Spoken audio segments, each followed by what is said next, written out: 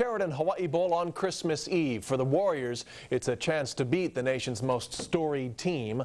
For the visitor industry, it's a chance to cash in. KGMA9's Brooks Baer joins us with tonight's top story. Brooks. Yes, the Fighting Irish of Notre Dame. They've struggled in recent years, but still have one of the biggest names in college football.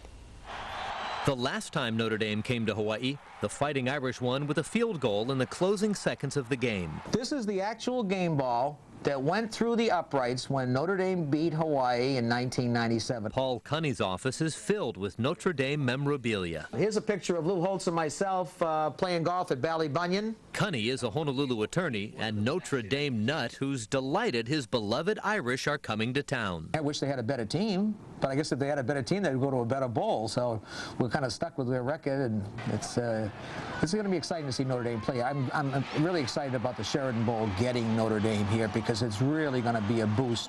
Notre Dame, University of Hawaii, I mean, if you would have drawn it up 6 months ago, I don't think you could have done any better. Dave Matlin is executive director of the Sheraton Hawaii Bowl.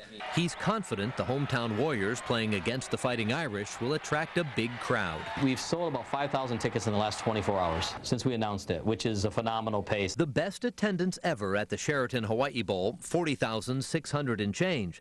That was 2 years ago when Hawaii beat Arizona State.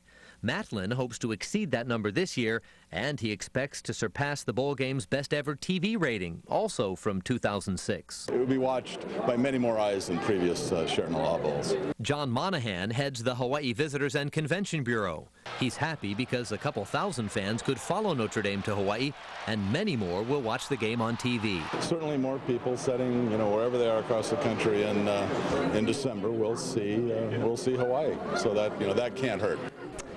And the Notre Dame Club of Hawaii is helping arrange accommodations for Notre Dame fans who come to the game. They say it's too early to know exactly how many are going to show up, but Notre Dame has fans all over the country, so they won't just come from Indiana.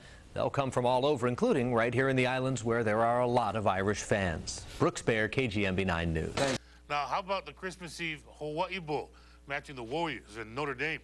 Since announcing the Fighting Irish as UH's opponent on Sunday, 10,000 tickets have been sold, making it 30,000 distributed so far.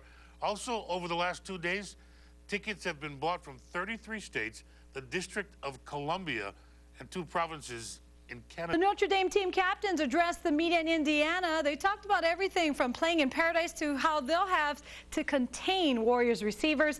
But their biggest concern is breaking out of a bowl game slump, having lost the NCAA record 9 straight times. Mine and Lil David's class is quote-unquote the forgotten class, or, the worst class in Notre Dame history, but it'll be great to, say that we broke that streak and, along with the fifth-year seniors, break that streak and start a new streak in itself. Coming off last year, we didn't make it to a bowl, and I think there's just a lot of guys happy that we're actually going to a bowl, and I think there's even more energy because of Hawaii, nice weather, beautiful women, all the above. Thanks. This will be the first time Charlie Weiss brings over Notre Dame himself personally, but the Fighting Irish and Warriors have met twice before.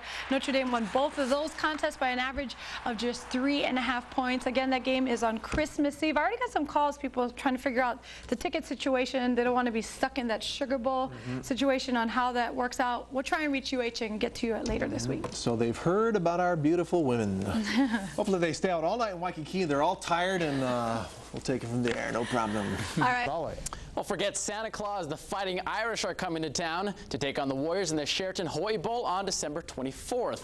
Many people thought the Warriors would face a team from the Pac-10 like Arizona or Arizona State, but instead national powerhouse Notre Dame will make their second bowl appearance in Honolulu, but only their first in the island since 1984.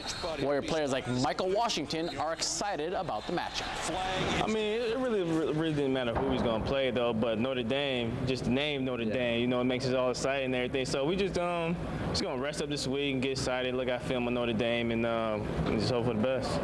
Now, the last time the Warriors and the Fighting Irish played each other in a regular season game was in 1997. Notre Dame rallied late to beat Hawaii that time, 23-22.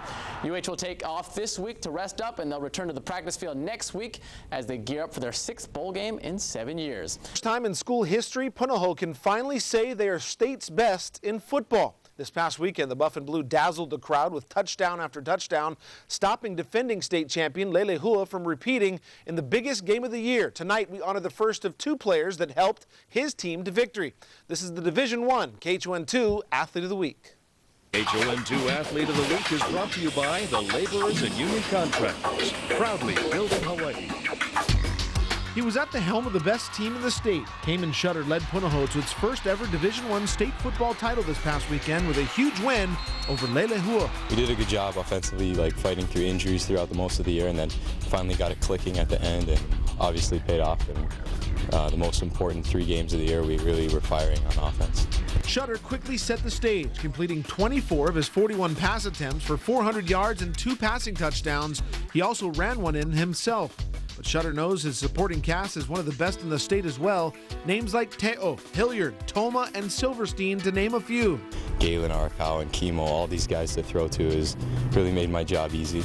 I feel a lot of pressure to get guys catches and touches because so many different guys can play and so many guys are dangerous with the football. The 38-7 win over Lelehua is one of the best moments of Shutter's life, and another special moment came the very next morning when Warrior head football coach Greg McMackin called and offered a full scholarship to play for Hawaii next season.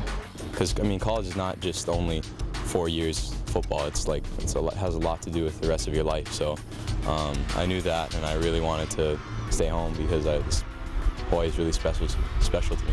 Ever since his move from Canada to Hawaii in the 5th grade, Shutter has been a UH football fan. And he doesn't just wear the number 15, he has modeled a lot of what he does on the field after Colt Brennan. I've watched pretty much every UH home game. Yeah, I definitely modeled some of it after him just from watching him because he was so great and so effective. I'm going to have all this opportunity to be the guy now, to be that guy that I was watching before and I was a fan of before. I can now be on the field and playing for that team that I was cheering for. And I think it's more exciting than it is, me worrying about it, but it is going to be a challenge. Good luck and congratulations to Punahou's Cayman Shutter, our KHON2 Athlete of the Week.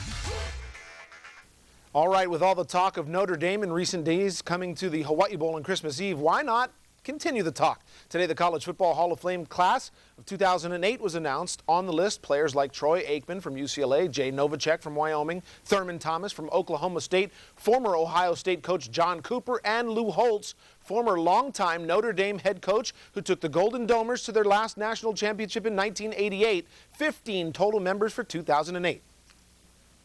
I've been blessed. I've been blessed to be involved in the greatest game in the world, a game that's about life. I think about it as a player and as a coach, at times you get knocked down, the difficulties you have, the adversity you face, the thrill, the excitement. The only friends you have in this world when things don't go well are those you eat with, sleep with, bleed with, pray with, and cry with. And that's your family and that's your teammates. And everything I have in my life, I owe to the game of football.